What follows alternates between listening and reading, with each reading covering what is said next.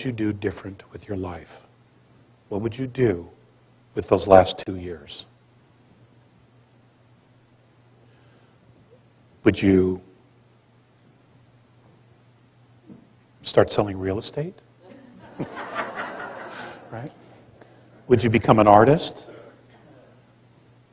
Would you allow yourself to fall in love again? Would you allow yourself to give forgiveness that you've been denying someone? Would you want to heal old relationships? Would you want to write a book? Would you want to travel? Would you want to learn to swim? I mean, whatever. What would you do differently if you knew you had 2 years? Now, I'm talking about as a planet. Now, individually, people face these realities every day through disease, cancer, and the such. You know? And they're the bravest people in the world because they know. They've been given a diagnosis that's terminal. Many don't die, but others do. But they live with that every day. And every day, they have the courage to get up and keep doing whatever it is that they want to do. What would we do differently as a society, as a global planet? This is not just an American issue. This is a planetary issue. And I have to tell you, the extraterrestrials don't see us as Russians, Chinese, Americans, Japanese. They don't see any of that. We are one race. Irregardless of our differences and our languages, we are one race to them. Only we don't believe that. We're the only ones who don't believe that. Okay? What would we do differently? What would you do with your life? How would you live it? Would you be the most benevolent person you know? Would you go the other way? You know? Would you be a gangster? You know? Would you sing love ballads or would you sing rap? You know, everybody...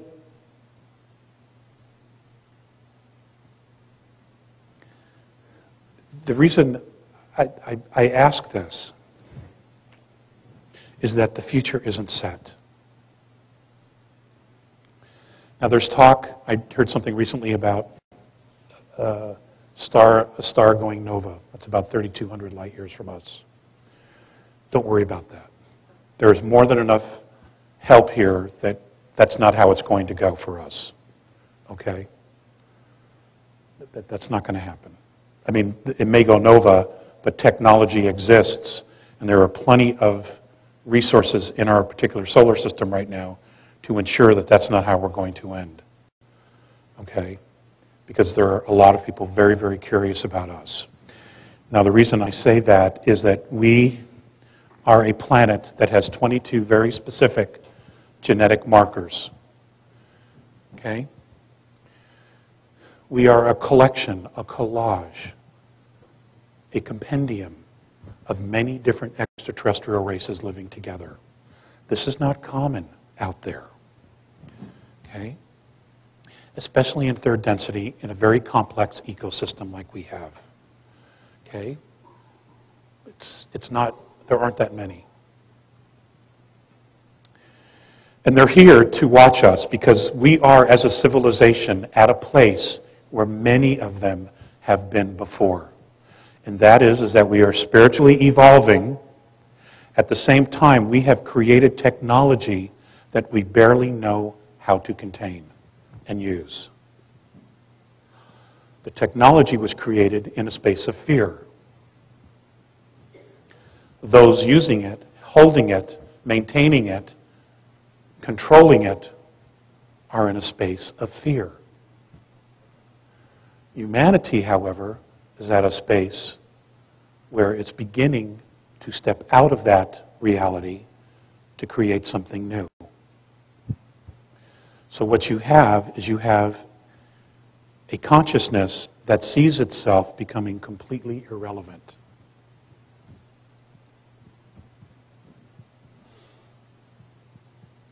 Which makes them unpredictable.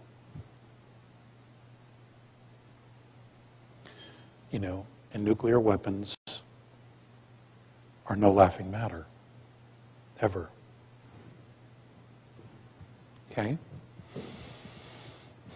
Now, there are extraterrestrial races, benevolent extraterrestrial races, having contact with some military sources on Earth from different countries.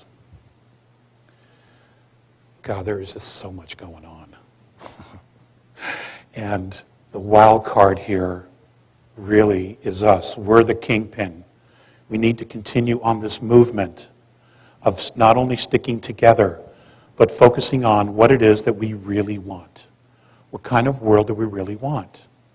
We really can't be serious about wanting to create a global government that controls every aspect of our lives. Look at what they've done with the world already. Why would we trust them with anything else? We can't. We simply can't, because they're not us. They see us as a natural resource. Therefore, we need to turn our focus completely away from them and create what we do want, so that their paradigm completely collapses on itself. And it needs to, because it isn't real. It's not us. It's all about them. Okay? So, what is it that we would want?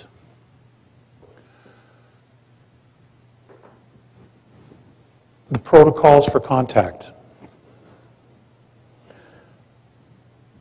This is very difficult. And what makes it difficult isn't the actual, okay, here we are, now you see us, here's our ships, now you know we're real, okay? The difficult part is, how do we set up the protocols? How do we approach them as an equal without worshiping them, because that will make them leave in a heartbeat? The benevolence, anyway. They're not into that. Okay? The regressives, they'd be more than happy to allow you to worship them, because we've got a history of that already. It's in the Bible, Old Testament, Egyptian books, Sumerian texts. Got plenty of history of that. Okay? That's never served us either. Begin within yourselves to begin visualizing what the protocols would look like. Now, in the last conversation that I had, I asked who would be the most likely people at the moment, the way things are now, that they would contact to begin a dialogue regarding mentorship. And the answer would probably surprise you. It definitely isn't the United States. Okay? Even though we have probably the most advanced technology the world's known since Atlantis. It's the Japanese. It would be the Japanese government at this moment. Because of their prudence, because of their integrity, and because of their dedication to their own people. Now, that's something to think about. Okay? This is a country that took 3 nuclear weapons. Okay? And look at how far they've come. So, when will this happen? I'm not exactly sure. I do know that between now and the fall of this year, huge events are going to occur.